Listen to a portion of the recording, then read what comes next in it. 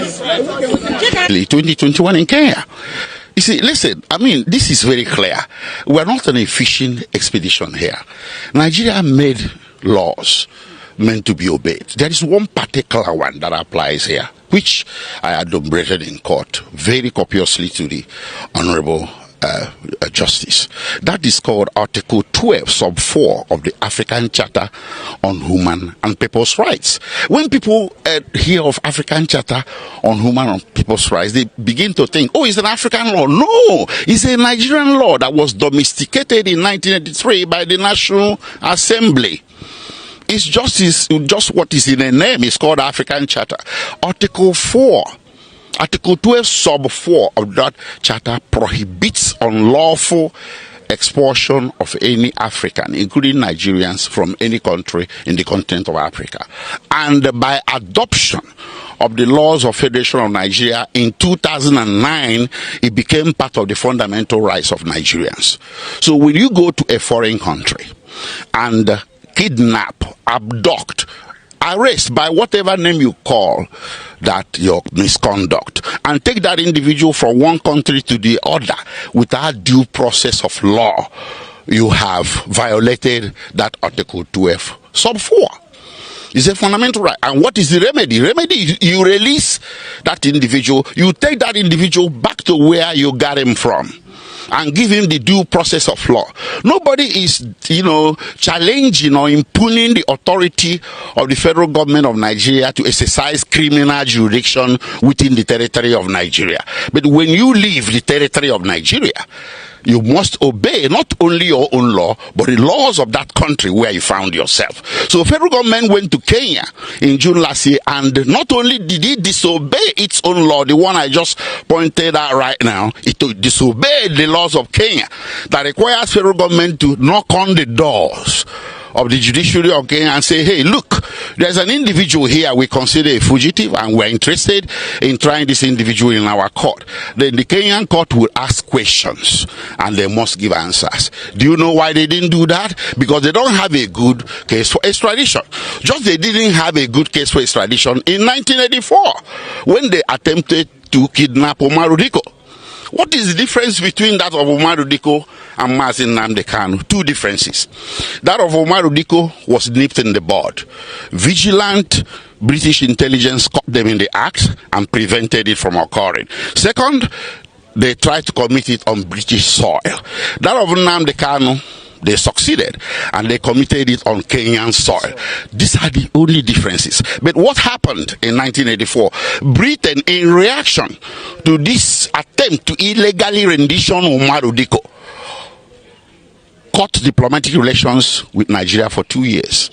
They arrested 17 individuals, tried them in court, convicted 4, sentenced them to imprisonment of between 4 to 6 years.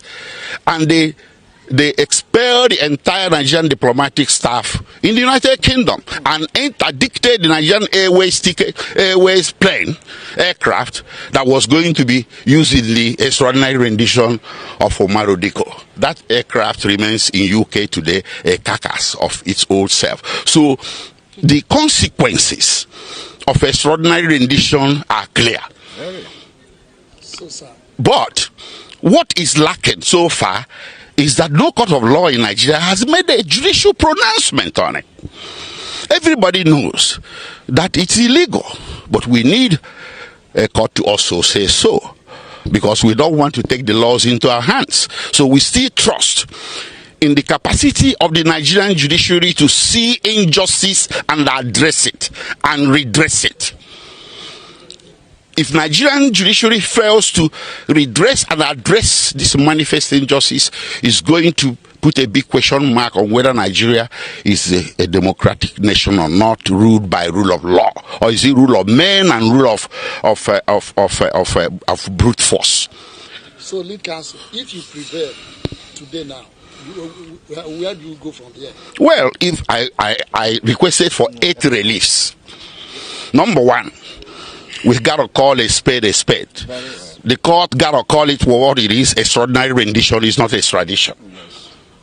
The lawyers say ubi jus, ubi remedium. Where there is injury, there is a remedy. So if the court pronounces that it's rendition and is illegal, then he deserves a remedy. And what are the remedies? One, you restore him to Kenya if he wants. Or you restore him to Britain whether he wants or not, because Britain is his second nationality. That means you got to release him from jail. You have to release him from detention. Nothing can be built on nothing. If you don't have authority of law to detain, to arrest somebody, you should not have authority of law to detain that person. And he deserves monetary compensation. That is what the Constitution says. In Nigerian Constitution, they wrote it in black and white, that if your fundamental rights are violated, you deserve monetary compensation. So the lawyers always put it there, because the Constitution requires us to do. But sometimes I'm disappointed that members of the media will pick on that and say, Mazin Nnamdi Kanu is asking for 25 billion naira for his extraordinary rendition. That 25 billion naira cannot compensate him for what he went through. What Mazin Nnamdi Kanu is asking for is justice. And that justice lies in releasing him from detention and restoring him to Kenya or United Kingdom at his own option. And then you, as Nigeria, can proceed to Kenya and UK and file a proper process. Initiate the proper extradition process or proceedings to have him returned or extradited to Nigeria. Why are you afraid of that? Because you know, under the political offense exception, which protects self-determination. Self-determination is not regarded as a crime in any nation of the world, including Nigeria, under Article 20 of Nigerian law, that's the African Charter, Article 20. Now, Kenya has a companion law. United Nations has a companion law. So when you take anybody to any court in any country in the world, and you tell that court, I want him in my country because he wants Biafra, they will tell you to go to hell. You're a kidnapper extraordinary, whether you are government or not. You are a rogue. You should not try anybody in court for wanting to not to belong, for wanting a separate nation. That's how Nigeria was founded, for God's sake, in 1960. Is it not? It's self-determination. That was how Midwest region was created in 1963. Is it not? That's how Nigeria lost Southern Cameroons to Cameroon. Is it not? Is that called referendum or plebiscite? And that's how Nigeria gained Adamawa, the former Southern province of Cameroons, into northern Nigeria. So why should that of Biafra be different? It's only a crime in Nigeria. IPOB is only a terrorist organization in Nigeria, but not a terrorist organization all over the world. That needs to tell you folks something. That is why Nigeria dodged and went by night, ambushed Mazin Nnamdi Kanu and kidnapped him. We cannot take a government to criminal court and jail a government, but we can call a government to answer to the civil courts of this country. There are courts in this country, so Nigerian government must answer to this court. Like I argued before the court, upon what document did you arrest Mazin Nnamdi Kanu in Kenya? And upon what document did you bring him to Nigeria? Until they have answered that question, Mazin Nnamdi Kanu remains a person that was kidnapped by state action, by the Federal Republic of Nigeria, and that will not stand in law and in fact. Bulaba doesn't care about how the North solve its own problem. I'm telling you. And why do I say that? Because in the midst of this negotiation with bandits, have you heard any word from the federal government condemning the action? Despite the fact that the majority of the Hausa population are rejecting that and are saying that is injustice. But it doesn't care. Why? Because this is a man that came out to tell you people that he doesn't even believe in one Nigeria. And what makes him say that? Well, to some certain extent, we want to blame him for saying he doesn't believe in one Nigeria. But this is a man that has been in politics for a very long time before he made that comment. And why did he make that comment? Because he has seen that, let's tell ourselves the truth. Now here we go tell ourselves the truth. At least, you know, get where we go talk and we don't go talk for grave. Which is the fact that The North seems to be divided across religious basis. We're busy pursuing who is superior. Is it Christian or is it Muslim? Abi? Trying to establish the kingdom of God on earth. And he knows that to some certain extent, everybody have seen that happens to be a major determinant in regards who wins the next election. Just like we saw with the Muslim ticket, Abi. That is to tell you that while other regions are thinking of something else, in the North, all we think about is Muslim ticket, or who is of the same religion like we, to vote into power. And haven't seen that and a lot of other variables. That is why he confidently came out to tell you that he doesn't believe in one Nigeria. And that is why you'll be surprised now, even in a state like Katsina, where there's high level of banditry and they are pardoning bandits now. When he enter Katsina now, they are clapping for him. Clapping, gathering around the whole street. Are you surprised? You shouldn't be surprised. Because it's all about give and take. You settle who you need to settle that will ensure your next time coming or whatever, and you go. And in regards the plight of the Igbos, this is part of the reason I feel he doesn't care.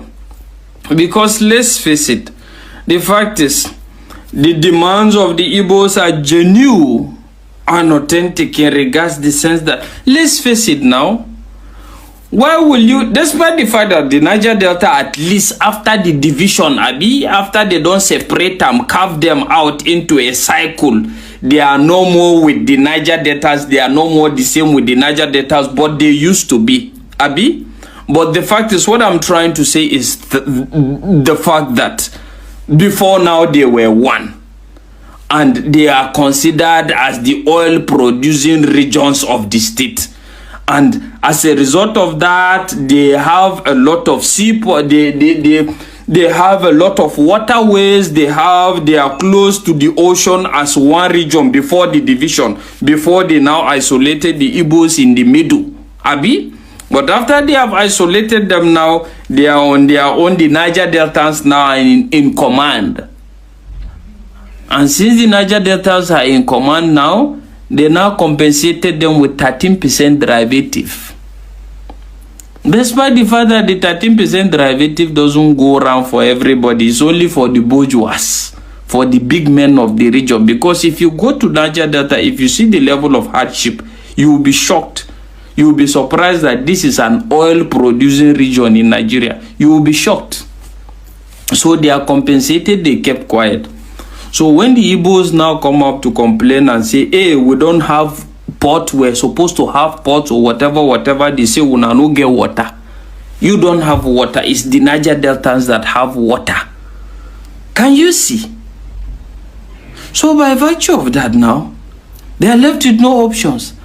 And again, they have succeeded in empowering people like Tompolo, them Asari Dokubo or whatever, that at the end of the day, when the Igbos come to say that we are one, this used to be the same region, we are all the same region, we are all Biafra or whatever they call it, they will say thunder fire you, God forbid. They will now remind them of during the civil war, when they unalive some Deltans or whatever, they put it in their head, they say Igbo people are no good people. They say just stay on your own, most stay on their own. So at the end of the day, everybody is living with poverty. Just like I keep saying, why will the oil companies have their headquarters in Lagos, remitting everything to Lagos and the rest of it? So a divided kingdom, and just like they say, a divided kingdom can never stand. That is the modus operandi. So everybody now is left to fight for his own. Niger Delta, they fight another cause. Igbo people, they fight another cause. So you look at all these dynamics, you get to see that at the end of the day, it's all man for himself. And let's look at it. In the midst of all this insecurity or whatever, now I will tell you, take it or leave it. The Oduduwa Republic, the Lagos, happens to be the most fortified region. Why is it the most fortified? Because Amotekun is there. And the swift action Swift action in the sense that when something happens like this, they nip it immediately and it stops. Part of the reason why the Niger Delta is even enjoying some relevant peace at the moment is because they are near the waterways, and apart from that, they happen to be the hub, the engine of Nigeria's revenue at the moment. So anything that affects them affects Nigeria's revenue, and that is why they find it very easy to nip any insecurity in the Niger Delta, but poverty may remain there. And that is just it. And we'll just sit down and keep deceiving ourselves and be thinking that this person is going to change, or because he doesn't understand what is happening. They understand perfectly what is happening. But having said all this, is there actually a solution? There is a solution, but it's only meant for he who is ready to listen. All right, guys.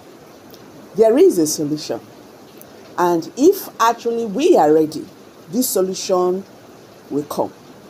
So guys, I'm dropping it here. This is Prospect Channels TV. What's your take on this? Please share this video, make it go viral, so that Nigerians, especially Biafrans, the world, will understand the injustice against the Igbo.